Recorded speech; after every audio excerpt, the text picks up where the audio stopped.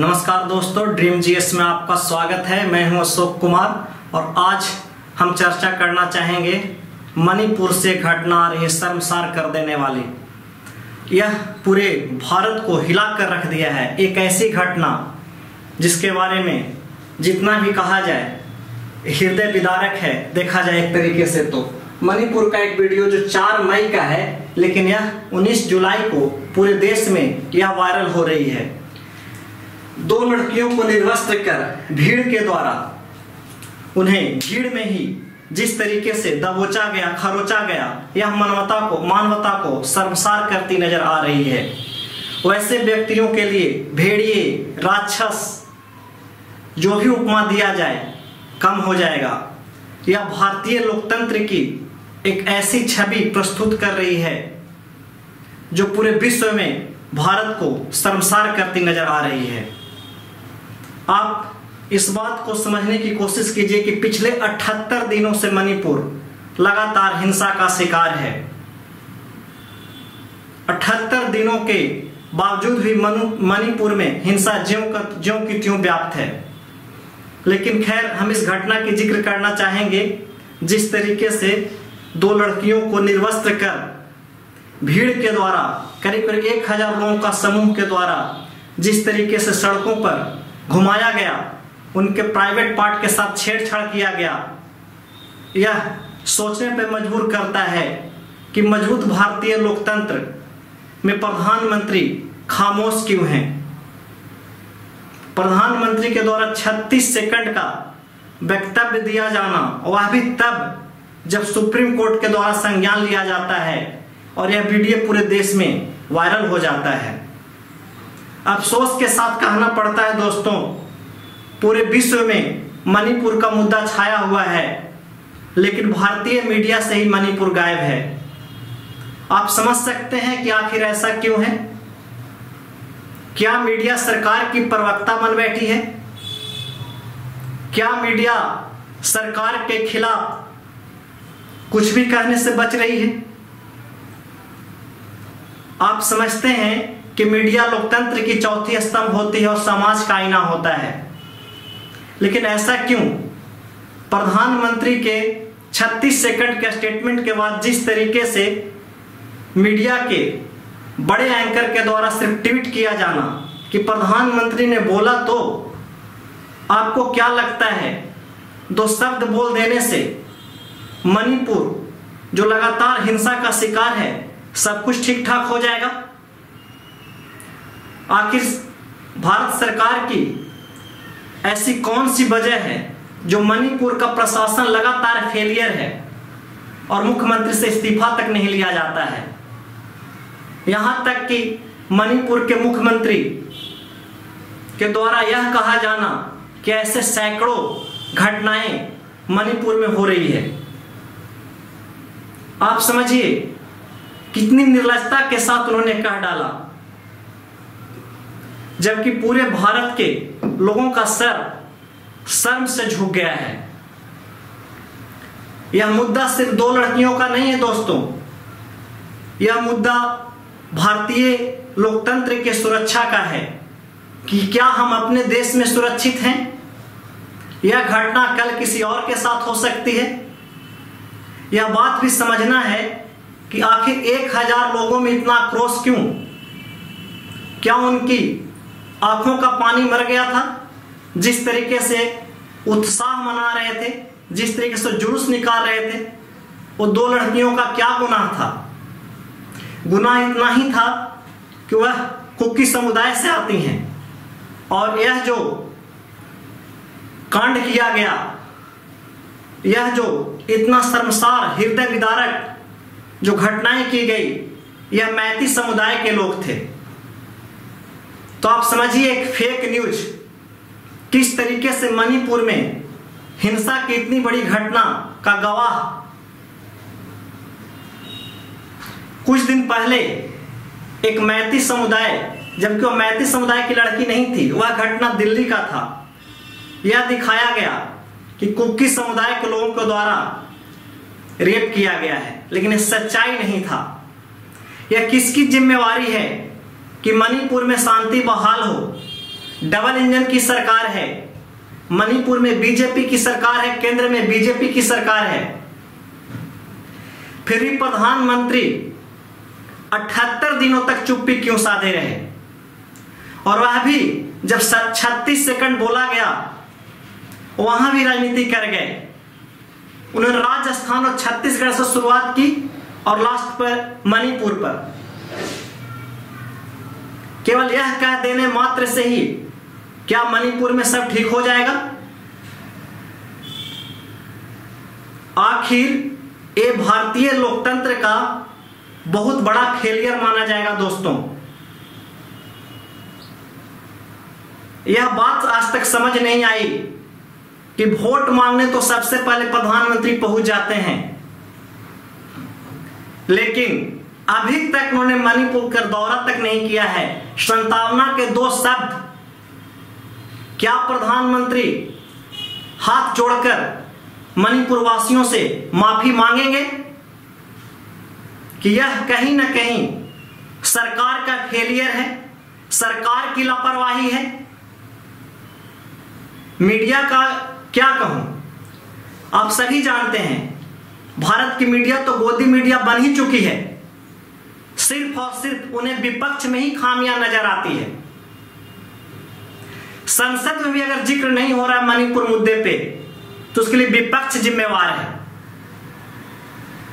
किस तरीके से लोगों को ब्रेन वॉश किया जा रहा है। जितने ऑटोनोमस बॉडी हैं सबको किस तरीके से धराशायी किया जा रहा है। आखिर राष्ट्रीय महिला आयोग पिछले 2 महीनों में संज्ञान नहीं लिए जाना किस बात की ओर इशारा है? आखिर क्या मजबूरी है मुख्यमंत्री से इस्तीफा नहीं मांगा जाता है? उम्मीद तो की जा रही थी कि मणिपुर पर प्रधानमंत्री विस्तार से चर्चा करेंगे, लेकिन वहां भी जिस तरीके से राजनीति राजस्थान छत्तीसगढ़ उन्हें तो दिखता है, लेकिन क्या उत्तराखंड में अंकिता भंडारी नजर नहीं आती है? क्या उन्हें यह नहीं दिखता है ब्रिजभूषण के मामले में 2 शब्द भी नहीं बोले? ब्रिजभूषण को बेल मिल जाना, दिल्ली पुलिस ने डिफेंस तक नहीं करने की कोशिश की, उसी दिन राम रहीम को पैरोल पे छोड़ देना। या किस विचारधारा की बात करते हैं प्रधानमंत्री? कहना तो नहीं चाहता हूं, लेकिन जिस तरीके से बिल्किस बानो को आरोपियों को रिहा किया गया और वहां उन्हें पर स्वागत के रूप में माला पहनाई गई, किस बात की ओर इशारा है? यह देश में क्या हो रहा है? भारत के लोग आखिर चाहते क्या हैं? भारत का विकास चाहते हैं या सिर्फ एक विचारधारा से ओतप्रोत होना चाहते हैं जो वो हो नहीं रहे हैं? क्या यह सरकार के द्वारा और गोदी मीडिया के द्वारा फैलाई जा रही फेक न्यूज का आप इस चीज को समझने की कोशिश जरूर करेंगे कि अपने ही देश में हम कितने सुरक्षित महसूस कर पा रहे हैं? क्या सरकार की आलोचना राष्ट्र की आलोचना है? इसका भी मैं जिक्र करना चाहूंगा। जिस तरीके से सरकार के विरुद्ध में अगर कोई बात बोली जाती है तो इस तरीके से मीडिया के द्वारा भी प्रचारित किया जाता है कि यह देशद्रोह है। क्या मजबूत लोकतंत्र की यही पहचान है? यह हम नहीं कह रहे हैं, पूरे विश्व की मीडिया में मणिपुर छाया हुआ है। यहां तक कि यूरोपियन संघ के संसद में भी मणिपुर का जिक्र हो रहा है, लेकिन भारतीय संसद से ही मणिपुर गायब है। क्या कहेंगे आप? क्या यह विडंबना नहीं है? क्या वहां पर 78 दिनों से जो लगातार हिंसा हो रही है शांति बहाल नहीं हो सकती थी? सरकार अगर मुस्तैद होती तो 78 दिन बहुत होते हैं, तो फिर किस लोकतंत्र की आप दम भरते नजर आते हैं कि भारत विश्व गुरु बनने की राह पर है? लेकिन अनेकों ऐसे मुद्दे हैं जो भारतीय लोकतंत्र को शर्मसार करते नजर आती है।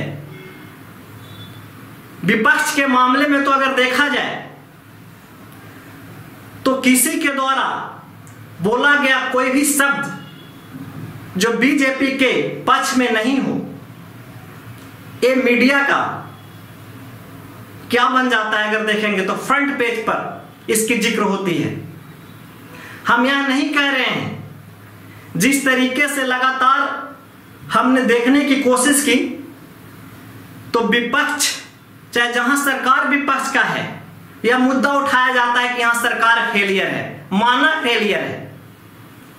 मणिपुर के साथ साथ पश्चिम बंगाल में का मुद्दा छाया हुआ था, लेकिन जिस तरीके से वहां के डीजीपी के द्वारा यह कहा जाना कि यह फेक न्यूज था, जिस तरीके से बीजेपी के सांसद के द्वारा घड़ियालू आंसू रोना, यह सब दिखाता है कि प्रचार तंत्र का एक तरीका है कि किस तरीके से सरकार की नाकामयाबियों को छुपाया जाए, किस तरीके से असली मुद्दों से ध्यान को भटकाया जाए। आखिर पिछले 9 वर्षों में भारतीय लोकतंत्र, सरकार यह बताए कि सरकार का विकास का रोड मैप क्या है, मणिपुर के लिए उनका रोड मैप क्या है, किस तरीके से वहां शांति बहाल होगी। यह बात प्रधानमंत्री को विस्तार पूर्वक बताना चाहिए। और दोस्तों, यह मैं कहना चाहूंगा कि इंसान को दुख तब नहीं होता है जब वह गरीब होता है, असफल होता है, जिंदगी में कुछ नहीं करता, बेसहारा और असहाय नजर आता है। लेकिन तब बहुत दुख होता है दोस्तों, जब किसी इंसान को इज्जत को तार तार कर दिया जाए, बेइज्जत कर दिया जाता है, हजार लोगों को सामने उसे निर्वस्त्र करके उसकी इज्जत की धज्जियां उड़ा दी जाती है। और मैं पुनः कहना चाहूंगा कि यह मजबूत लोकतंत्र के लिए शुभ नहीं है। यह इशारा कर रहा है देश लोकतंत्र से बर्बर तंत्र की ओर तो नहीं जा रहा है। क्या देश में तानाशाही का माहौल नजर आते जा रहा है? क्या देश का सामाजिक संरचना बिगड़ते नजर आ रहा है? यह भी सोचना होगा कि आखिर 1000 लोगों में से किसी इंसान को मानवता तक नहीं जाग उठी, संवेदना शून्य हो गई थी। और यह क्यों हो रहा है आप समझिए।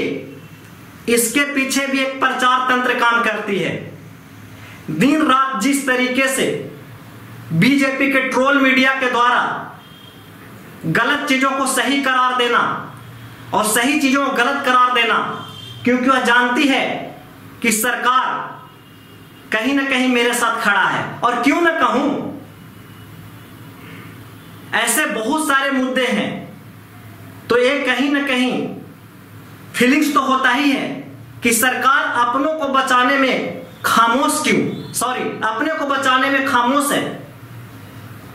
क्योंकि आप देखिए, इतना सेंसिटिव मुद्दा, पिछले जिस तरीके से दिल्ली में महिला पहलवानों के द्वारा लगातार प्रदर्शन किया जा रहा था और जिस तरीके से उनको बर्बरता तरीके से पीटा जाता है और बृजभूषण सिंह को बेल मिल जाना, तो क्या समझे हम? किसे बेवकूफ बना रहे हैं आप? आपको लगता है कि हमारे द्वारा कही गई एक एक बात सत्य है? नहीं। भारतीय जनमानस को इतना कमजोर मत समझिए, इतना बेबस होने पर मजबूर मत कीजिए। हम सिर्फ और सिर्फ यही कहना चाहेंगे कि मणिपुर में जितना जल्द से जल्द शांति बहाल हो सके, क्योंकि यह सिर्फ 2 महिलाएं निर्वस्त्र नहीं हुई है, देश नंगा हुआ है। देश की माताएं और बहनें अपने आप को सुरक्षित नहीं महसूस कर रही हैं।